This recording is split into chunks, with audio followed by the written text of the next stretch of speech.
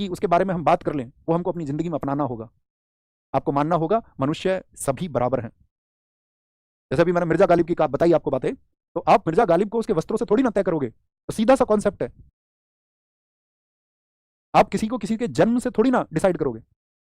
किसने कहा कि किसी का चुनाव आप उसके जन्म से करेंगे? और फिर उस स्थिति में आप खुद को रख के देखिए, खुद सोचिए, खुद विचारिए, यदि आपका जन्म हुआ होता तो विचारेगा कौन? विचार तो करना होगा ना। अब इसी में वो सारे लोग जो ये कहें नहीं, जैसे बाबा साहब भीमराव अंबेडकर ने कहा ना, जब समाजवादी विचारधारा चली, उन्होंने कहा समाज में तो अंतर गरीब और अमीर का है, और जो आर्थिक असमानता यदि उसे दूर कर दिया जाए तो समाज के बीच का जो दूरी है वह कम हो जाएगी।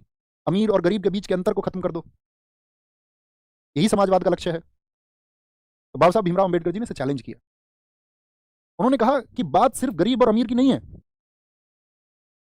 अगर आर्थिक संबलता से व्यक्ति को सम्मान मिल जाता तो क्यों एक धनाढ्य व्यक्ति एक निर्धन पुजारी की बातों को मानता है?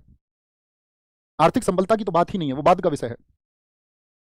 बात आर्थिक समानता की नहीं है, बात है सामाजिक समानता की। जो सामाजिक असमानता प्रगाढ़ हो चुकी है उसको मिटाना होगा साथी, उस उन्मूलन के लिए काम करना होगा, उसको जड़ से मिटाना होगा। और आपको लगेगा कि समाज धीरे धीरे डेवलप हो रहा है, ये चीजें कम हो गई हैं, तो जहां पर विकसित हैं लोग वहां पर ये चीजें काफी हद तक आप देखोगे आज भी लोगों के मन में विकास होने के बावजूद भी बसी हुई हैं। अक्सर आप खबरें पढ़ते होंगे, इस व्यक्ति को इस घोड़े पर नहीं बैठने दिया, उसकी चढ़त नहीं होने दी। किसने दिया तुमको ये अधिकार? कहेंगे जी हमको तो जन्म से ये अधिकार मिल गए। जन्म का कॉन्सेप्ट ही नहीं है कहीं पर भी, कॉन्सेप्ट कर्म का है। तुम कौन होते हो उसको जन्म के आधार पर बनाने वाले? जब तुम्हारे ऋषियों ने, मुनियों ने उसका आधार कर्म बनाया, तो तुम जन्म आधार बनाने वाले कौन लोग होते हो? तो तुमने कहा नहीं, हमारी अपनी धारणा है, हम तो अपने हिसाब से बनाएंगे। तो यही वो तबका, यही वो वर्ग है जो उस उन्मूलन को नहीं होने देता, क्योंकि उसको पता है ना कि अगर समानता आ जाएगी, अगर सब समान हो जाएंगे तो कल को इनको हमारे बराबर सम्मान मिलेगा, हम सब बराबर होंगे, तो उनको बड़ी ठेस पहुंचती है इस बात से कि अगर कल को सब बराबर हो जाएंगे तो फिर हमारा ऊंचा कद कहां जाएगा।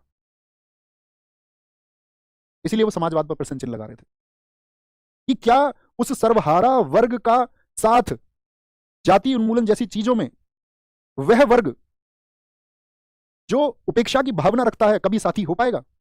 कभी वह सर्वहारा वर्ग का साथ दे पाएगा इस उन्मूलन की प्रथाओं में, या इन उन्मूलन, अगर हम बोले जाति उन्मूलन के लिए? क्योंकि दोस्त सारा जो भी षड्यंत्र है सब मस्तिष्क का है, उसी जाल को फैलाया गया है, उस जाल को काटने वाले भी आप लोग होंगे। मैं तो ये कहूंगा कोई एक भी अपनाए तो बड़ी बात है, एक से जितने ज्यादा अपनाए वो उतनी ही बड़ी बात हो जाती है, आप उतने ही महान हो जाते हैं। अगर आप जियोगे उसको एक ह्यूमन बींग के नाते, एक मनुष्य के नाते, तो फिर आप होते जाएंगे महान।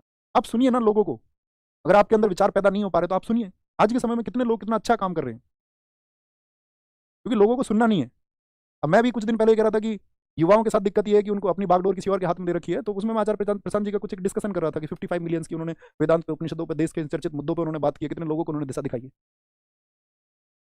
तो आप सुनोगे तो सही लोगों के माइंड सेट को, तभी तो विचार तुम्हारे अंदर पैदा होंगे। जो रिफॉर्मर्स हैं उनके साथ चलिए, उन रिफॉर्मर्स की बात को आगे बढ़ाइए, उनको सशक्त बनाइए, कमजोर लोगों का शिकार मत होइए। थैंक यू, नमस्ते, जय हिंद, जय भारत, टेक केयर, ख्याल रखिए।